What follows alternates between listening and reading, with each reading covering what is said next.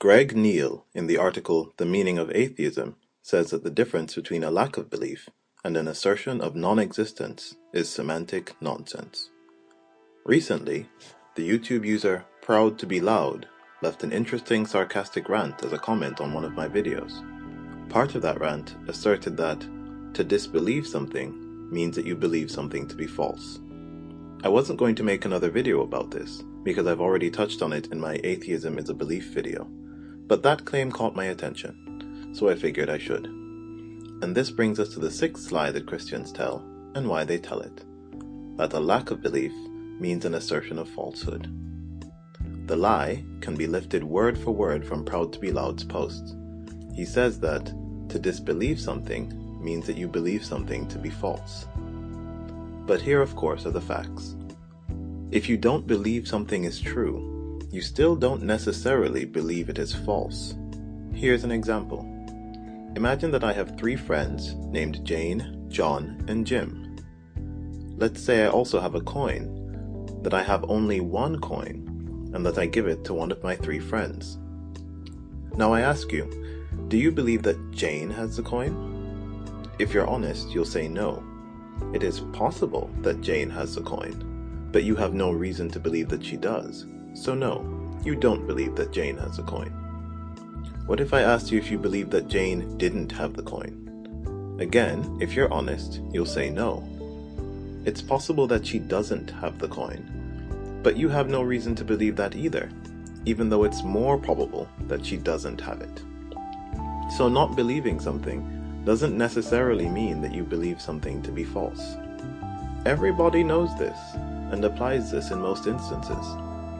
If I told you about a certain blind salamander with human-looking skin that could live for 100 years and go without eating for 10 years, would you believe me? Not if you were sane, rational, and honest. This wouldn't mean that you thought my claim was false, or that you believed the salamander didn't exist. But it does mean that you won't accept my claim, not until I can show you some evidence that my claim is true, which is what sane, rational people do with claims. This is precisely what a lack of belief means. It means you acknowledge that something might be true, but you see no reason to believe that it is. By contrast, an assertion of falsehood means that you do not acknowledge that the claim might be true. You're asserting that the claim is false, and if you're honest about this, you must have some reasons to make that assertion. Not only does not believing something not mean that you believe it to be false, in some cases, even if you don't believe something, it is nonetheless illogical to assert that it is false. Take the coin again. You don't believe that Jane has a coin. You have no reason to. But you also have no reason to assert that she doesn't have the coin. It's the same thing for the salamander. You don't believe that the salamander exists. Why would you? But you're not asserting that it doesn't. And if I showed you any evidence that it did exist, you would believe that it did exist. In other cases, even if something is in fact false, even if something does not in fact exist, you cannot prove that it is false or that it does not exist. There is currently no evidence whatsoever supporting the existence of ghosts, fairies, gods or goddesses, or races of hyper-intelligent cats. And even if none of these things existed, which they probably don't, you couldn't prove that they didn't exist, because that's not how evidence works. So the truth is that not accepting a claim neither means believing the claim to be false, nor asserting that the claim is false. That's why relatively few people assert that any of these things don't exist.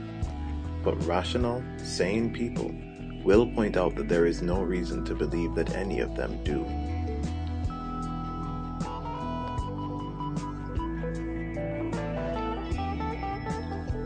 Christians tell this lie to support another lie, that atheism is a belief, and to thus falsely shift the burden of proof from believing in an entirely unsubstantiated God to not believing in an entirely unsubstantiated God. This is because they don't have any evidence that their God is real, or any good reason to believe in him, and the best they can do is argue that you can't prove that their God isn't real, even though nobody has to prove that, even though that's a very dishonest tactic, and even though they know that it's dishonest.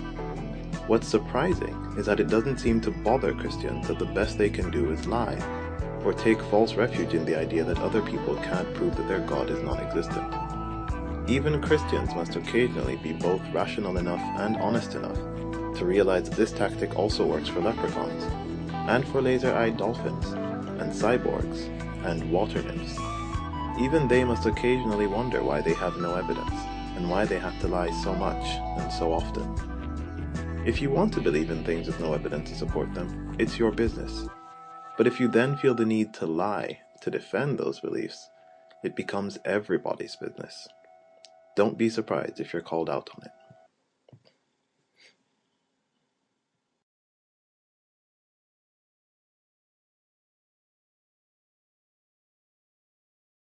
If you know of a lie that Christians like to tell, please send me a message with that lie and I'll make a video about it.